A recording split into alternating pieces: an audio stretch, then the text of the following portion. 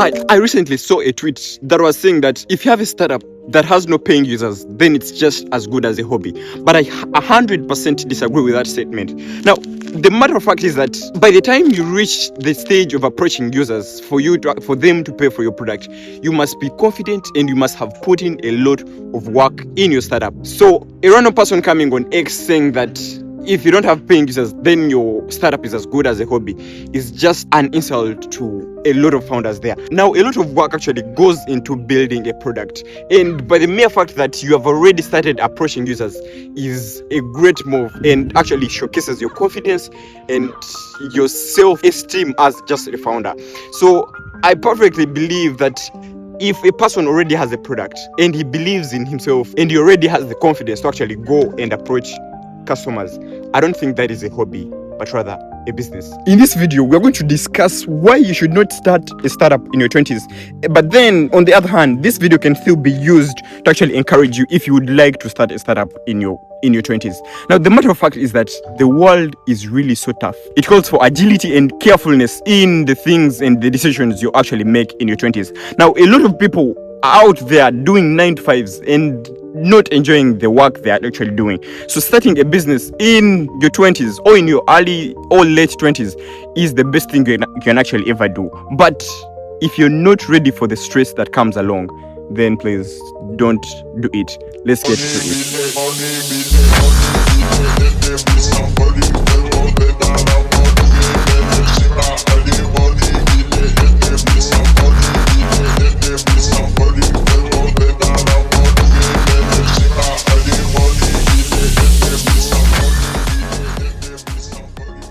I've been in this entrepreneur space for now, it's just about like 6 months, but the truth is that the lessons I've really learned are way more than the lessons you'd actually learn even if you read which kind of book. Now, lesson number one that I've really learned and why you should actually not start a startup in your 20s is that no one believes in you. Like, that is the matter of fact. Like, no one believes in you. Even starting from your closest friends, they actually don't believe that you can actually make the next $1 million company.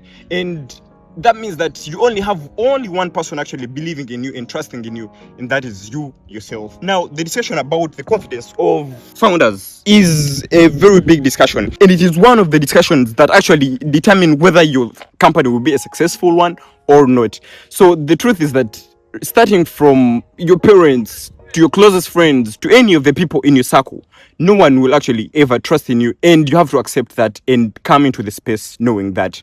Most especially if you have not had any prior experience as far as the 9-to-5 work is concerned, or maybe you have not been in any space as far as like tech is concerned, the truth is that no one will actually believe in you, and that is okay, and it is really totally fine.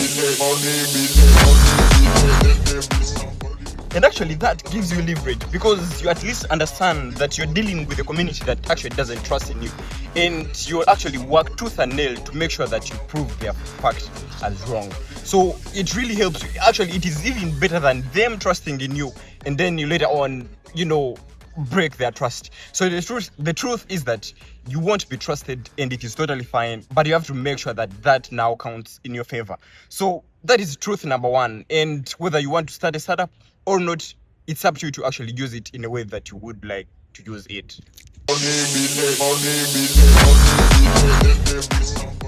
Reason number two, you'll face a lot of rejections than acceptances, and be okay with that, because the truth is that you actually don't need many acceptances. You just need like one acceptance, and you will face your breakthrough. So counting the rejections is actually good if you count them in a way that you're counting them down to an acceptance. A few months ago, I believed in my idea than anyone on earth. Not that I don't believe in it anymore, but the truth is that I surely believed in it, that I couldn't expect anyone to reject me at any point.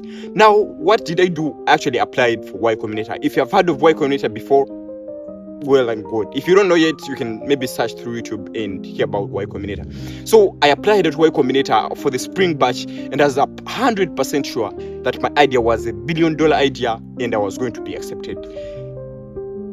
What happened? Dear Seth, we have perfectly looked through your idea, and unfortunately we can't go on with you because there are a lot of other convincing ideas, and yeah, I took it. So regardless of how much you believe in yourself and how confident you are in your idea, the truth is that you'll be rejected and you'll be rejected and you'll be rejected like 100 times. But you don't need to care about all those rejections. You just have to have one acceptance. Just one acceptance. And the truth is that I've actually applied for Y Combinator for the summer batch, and I'm hopeful that I'll probably be accepted. But of course, still, even if I'm not accepted, I still have to continue with the idea, because it's not all about Y Combinator, but it's all about me. So if you're a startup founder looking for motivation to start a company, just know that the rejections must come, but then you have to use them in your favor. You have to reframe the rejections and know that at least after the rejections, an acceptance will come. But then if you're looking for demotivation on whether to start a company or not, then rejections are a lot. Don't just start a company. You should just maybe get ready, wait and be ready to start one. That is, if that time comes. Finally, the third sad truth is that you'll have to do the work alone. Let it be writing emails, writing code, contacting clients, and marketing, sales, and finance, juggling the legal compliance. All the things have to be on you. And no one cares, no one even cares whether you become successful or not. It's your duty to become successful as a founder. And the truth is that, and you won't only have just the startup work on you. You'll probably have like a 9 to 5, or you'll probably be in school, maybe doing your degree, and no one cares, man. So you will have to actually juggle all that work yourself, and at least make sure that you become a successful founder. Yeah, so that is number 3 reason why you should actually not start a company in your 20s. And I said that depending on how you're actually taking this video, you can actually use these reasons to actually maybe use them in your favor, and they can become a motivation for you starting a company in your 20s. Yeah, so there are a lot of reasons. Right now, if we decided to talk, the video would be insanely long, and probably I wouldn't even upload it.